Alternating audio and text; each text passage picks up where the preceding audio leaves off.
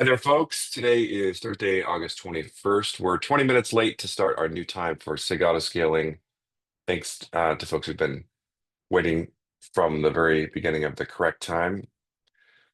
We are a CNCF project and abide by the code of conduct. So just a quick reminder to be kind, respectful, and we welcome all voices to participate. Without further ado, I'm looking at the agenda here. It looks like Mike, you made a note about the agenda change and the um, attempts to get the meeting started at the new time, but it looks like up here above the fold, we've got some agenda items to discuss for today if folks are around. So I'll go ahead and see if Yeah, these agenda items have representation. Does make sense, Mike? yeah, I mean, yeah, just for transparency's sake, the ones that were listed here for today with the Jam Frank one about getting the workload auto scaler review, Adrian's topic and Natasha's topic. So and I had been talking Jean, I'm trying to remember what his name is. Let me look at the comments here. Because we were just talking Jean-Michel, I think. Um, like I think Jean-Michel had that first topic. Okay, cool. I'll go ahead and click through. But I think Jean-Michel might have dropped because. Okay, so September 26, 2020. Well, anybody tracking this deserves a round of applause for patience. Let me see what the latest. Yeah, this enhancement is very long in the tooth. Okay, well, it looks like it got revived. Well, it looks maybe it's just been regularly maintained. Omer, have you looked at this? And or Yeah, is Adrian here? yeah. We Andrea and me we're looking into this. Yeah. Okay, cool. Is there anything to share in terms of just general viability, or has this been it's been made current more or less, and so it's ready to go? Ready to go. We also had a couple of API machinery folks that gave us some couple of notes. I guess we're ready to go. Yeah. Alright. Okay, great. So I see Jean-Michel's. I don't see him here. If he was here earlier, but just heads up, any folks watching the recording or present, um, we'll probably give it another. I think this is the first time it's been on the agenda, so maybe we'll give it another week for folks to have a final review, and then we can start lazy consensus maybe a week from today. All right.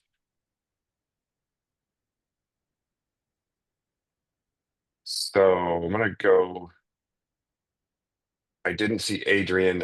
I saw him here earlier, or he was pinging me on Slack.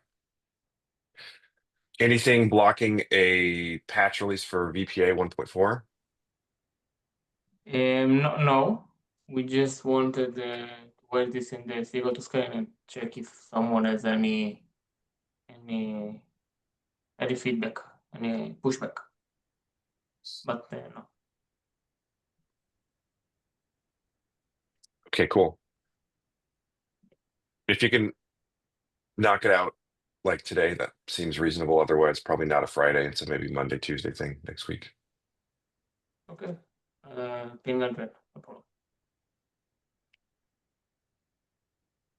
Okay, so this is an FYI about in-place pod resizing targeting 135. So perhaps this is just yeah, there we go. Okay, so Natasha, are you here? And unfortunately, I think a lot of these folks were kind of waiting and then left after we started. Yeah, You know. that's totally reasonable. Okay. Well, I'll make sure to track that. And this one we've got lots of time because 135 hasn't started yet. But just for folks present, this is the call out from Natasha at SIG Node to be in touch as the VPA integration of in-place pod resizing moves forward. It's the core API is going GA in 135. Yeah, so the VPA will be, we already promoted this to be better. So it's Okay, ready for great. So I expect there's no changes on the core side, so there should probably be just a housekeeping update from the VPA side. Are there any changes in the 134 cycle to in-place pod that need to be reflected in the VPA implementation? Not sure I got this. Sorry, can you please repeat? I'm just confirming that if this is going GA in 135, that the existing VPA integration probably doesn't need a lot of touching. No, it's We're ready to go. yeah, it's already implemented. Everything works. Cool.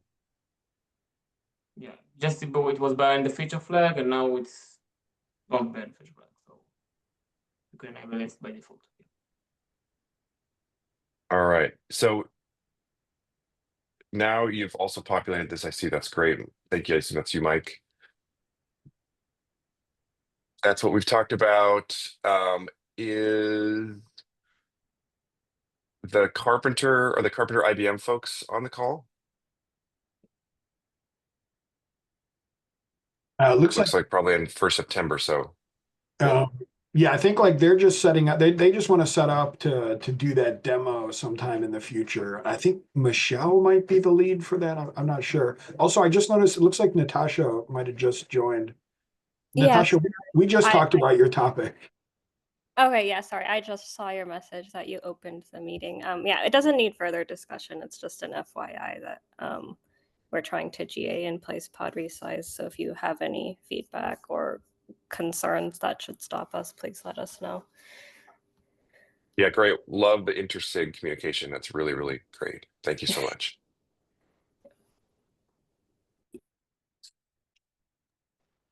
Okay, cool. Let's keep this above the fold for next week or the week after. And then Mike, I would love to talk about patch releases for Cluster Autoscaler, actually. Is it correct? My impression is that we don't have a regular cadence. That was my understanding too, is we just kind of did it whenever people like kind of, complained enough about it. Then I was like, all right, let's make a new one. Yeah, so I would say I've actually been working on trying to find opportunistic ways to automate the release process, which should matriculate to both patch and minor releases for CA. And I think once we get that in place, we could do them really frequently. We wanted like we could do in cluster autoscaler. Sometimes we'll just call out to the community asking if anybody wants a release like on a weekly basis, and it ends up being a fairly low impact background thing to do because of the automation, and it's going to be more reliable and et cetera, et cetera. So why don't I take a work item to draft a proposal, and then I'll bring it to the group. It shouldn't take me too long, so I'll try to do that next week. Maybe I can start by proposing a bi-weekly cadence for patch releases, with the option to skip if there's nothing interesting. Does anybody else have any thoughts about this? I mean, I think feel free to bring general thoughts about your experience with releases. You don't have to know about cluster autoscaler. I think the baseline is right now we don't really have any plan. So go ahead, Adam. Yeah, I was just wondering, is there a regular release cadence for minors? Is there can I answer yes to that? I know that we're pinned to the Kubernetes release cycle to a certain extent for the .0 release. So for the minor release. So the process isn't nailed down in terms of when that happens. So for 132 of cluster autoscaler, that was significantly delayed because of DRA. For 133, it was delayed a little less because there was less to do. So it's sometime after the minor release of Kubernetes. Yeah. Not too long, hopefully, but that's not really a defined process. Okay. Go ahead, Mike. Yeah, I think part of the issue is like exactly what you're saying. Like the .0 release, we always follow Kubernetes, so we try to do that once Kubernetes is updated. But I think that the real issue here is the patch releases, right? Yeah. And we don't have a regular cadence for those. And I think part of the reason is that in the past, sometimes it's not clear whether like the changes that are going in during a patch are something that are like are these bug fixes that need to go out now, or can they wait for the next minor release? And I think if we're going to set up a regular cadence, I think, and maybe you can just, this is something to talk about when you come up with your proposal, Jack. Like, I think we should probably consider something where we say like, yeah, we'll try to automate releases like on this regular cadence, but if there's no changes between one release and the next, we're not just going to kick out a new release just because like a documentation changed or something. I think we should be like conservative about how many of these things we put out. Yeah, that's right. But I do think that in my experience, more often folks are waiting for a patch release than a minor release because the you tend to be waiting for a bug fix more urgently than Right. you're waiting for Right. like That's what new I'm saying. features. Like, if we set a cadence of like, just for the sake of argument, let's say we set a cadence of we're going to release a patch level. We're going to do a patch level release every 2 weeks or something, right? If we said that, I think it's also fair to say if there are no bug fixes that go in that 2 week change, like we're not just going to do a release just to do a release. Like we're only going That's to do right. it if there's like a change, right?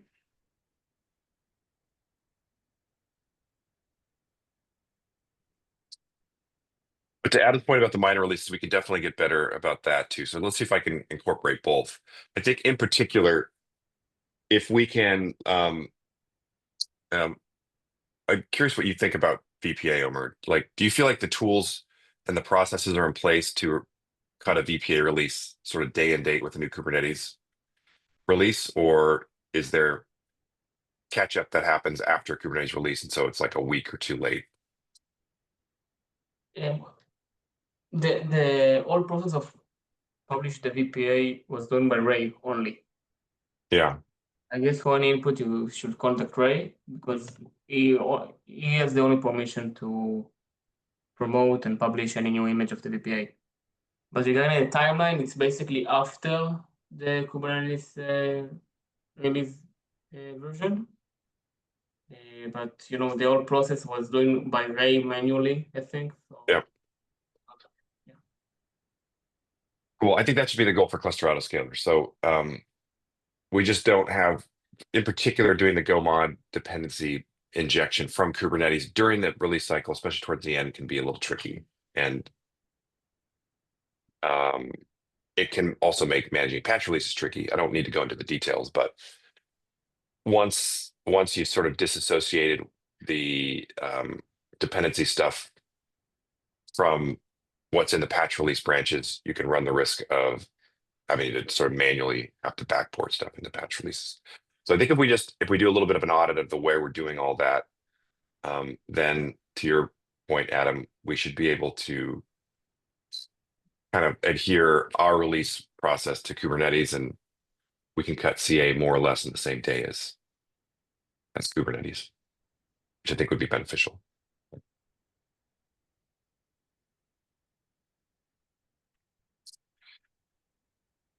Okay, anyone else come with any ad hoc agenda items? Open to hear from anyone.